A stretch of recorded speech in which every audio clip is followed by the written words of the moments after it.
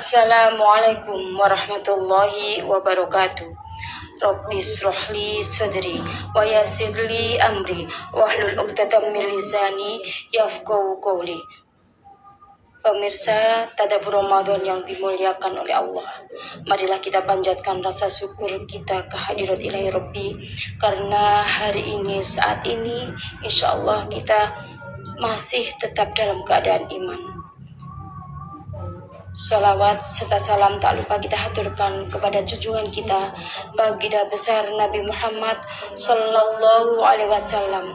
Karena dengan risalahnya, dengan petunjuknya, kita insya Allah banyak mengerti bermacam-macam ibadah.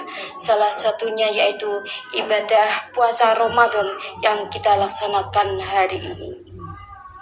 Saat ini saya ingin menyampaikan tema takabur atau kesombongan. Menurut Imam Al-Ghazali, bahwa rasa sombong adalah merasa lebih hebat atau lebih unggul. Sifat takabur merupakan penyakit yang bisa membinasakan amal kebaikan manusia. Orang yang berperilaku takabur atau sombong ini adalah orang yang sedang menderita sakit secara mental. Sifat takabur ini sangat dimurkai oleh Allah.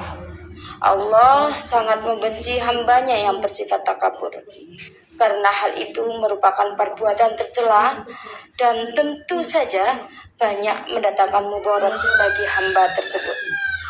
Hamba yang berperilaku takabur ini akan cepat mendatangkan kemarahan Allah. Ada dua kesombongan yang paling parah, yaitu sombong kepada Rabb-nya. Satu, menolak kebenaran dan angkuh untuk tunduk kepadanya, baik secara ketaatan maupun mengesakannya.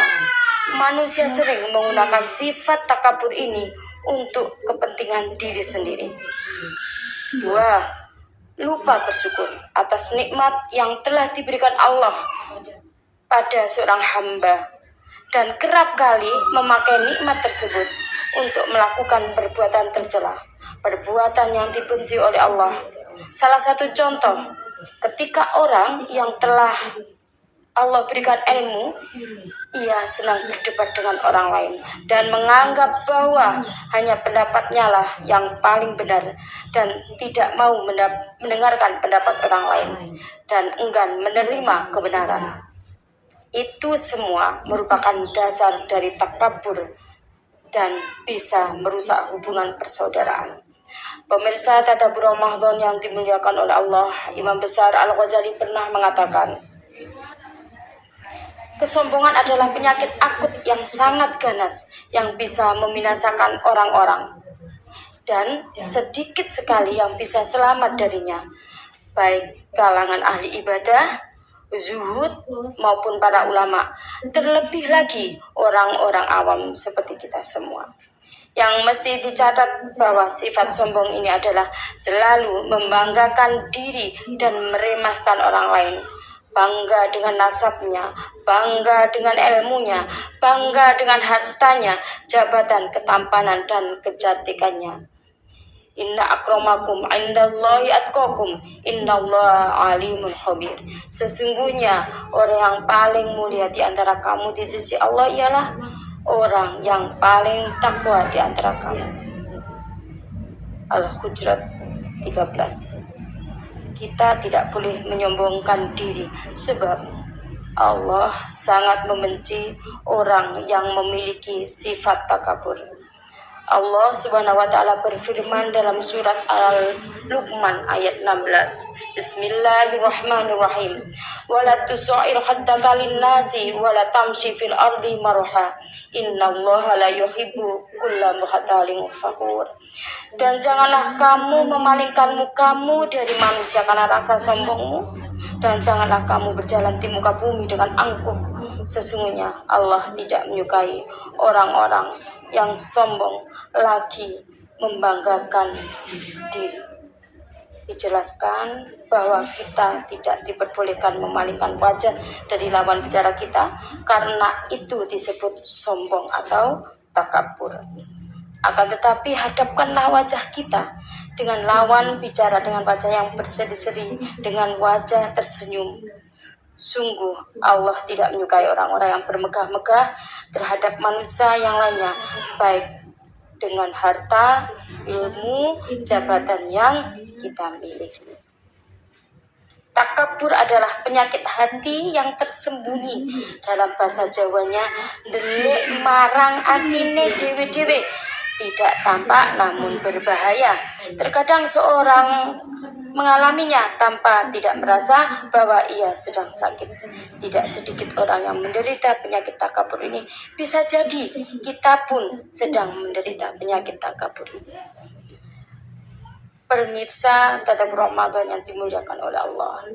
Lantas, bagaimana caranya untuk menghindari sifat sombong ini?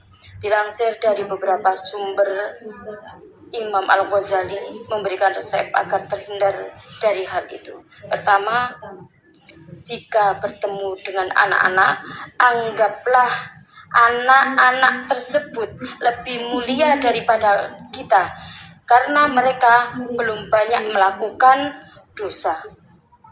Karena anak ini belum pernah bermaksiat kepada Allah, karena perbuatan anak kecil buruknya tidak dinilai oleh Allah. Sedangkan kita sering bermaksiat kepadanya, maka perlu diragukan bahwa kita lebih mulia dari anak-anak. Kedua, apabila kita bertemu dengan seorang tua, anggaplah ia lebih mulia daripada kita karena dia sudah lama beribadah. Orang tua ini telah beribadah dengan Allah, beribadah kepada Allah Subhanahu wa taala sebelum kita beribadah kepadanya. Maka tidak perlu diragukan bahwa orang tua ini lebih mulia dari kita. Ketiga, jika berjumpa dengan orang alim, anggaplah beliau lebih mulia daripada kita karena mereka telah mempelajari dan mengetahui banyak ilmu. Orang alim ini atau beliau yang alim ini telah diberikan ilmu yang tidak diberikan kepada kita. Beliau sudah sampai pada sebuah derajat yang kita belum sampai, dan kita tahu apa yang tidak kita tahu. Maaf, dan beliau tahu apa yang tidak kita tahu. Maka bagaimana mungkin kita bisa sama dengan beliau? Keempat, jika melihat orang bodoh, anggaplah mereka lebih mulia daripada kita karena mereka melakukan dosa dalam kebodohan, sedangkan kita melakukan dosa dalam keadaan mengetahui. Kelima, apabila kita melihat orang yang jahat, janganlah anggap kita lebih mulia karena mungkin suatu hari dia akan bertobat atas kesalahannya. Dan yang terakhir, yaitu yang keenam, apabila bertemu dengan orang kafir, katakan di dalam hati kita bahwa mungkin suatu hari nanti mereka akan mendapatkan hidayah dan memeluk Islam, sehingga segala dosa atau semua dosa mereka akan diampuni oleh Allah Subhanahu wa taala. Dari keenam nasihat tersebut, dari keenam nasihat Imam Al-Ghazali jelas mengajarkan kita untuk rendah hati dan tidak merasa lebih baik dengan orang lain. Sebab memang sudah seharusnya setiap manusia seperti itu. Manusia dengan segala kekurangannya, manusia dengan segala keterbatasannya, pasti mempunyai catatan dosa dan salah, baik disengaja maupun tidak disengaja. Para pemirsa Tadabbur Ramadan yang semoga selalu dirahmati oleh Allah, semoga kita selalu bisa mengambil hikmah dari kehidupan kita, dan semoga kita dijauhkan dari sifat takabur. Ihdinas siratal mustaqim. Wassalamualaikum warahmatullahi wabarakatuh.